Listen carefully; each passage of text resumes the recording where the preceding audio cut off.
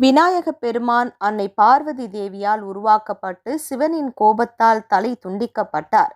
பார்வதி தேவி மனம் உடைந்தார். சிவபெருமான் உண்மையை தெளிந்த பிறகு யானையின் தலையை பொருத்தி மீண்டும் பிறப்பை எடுக்க புது வாழ்வை தந்தார்.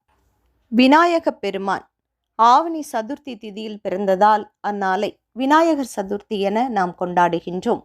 எப்படிப்பட்ட சூழலாக நிகழ்வாக இருந்தாலும் விநாயகப் பெருமானை நினைத்து ஒரு செயலை துவங்கினால் அந்த செயல் வெற்றியில் முடியும். வெற்றிலை, பாக்கு, பழங்கள் வைத்து தேங்காய் உடைத்து சுவாமியை வழிபட வேண்டும்.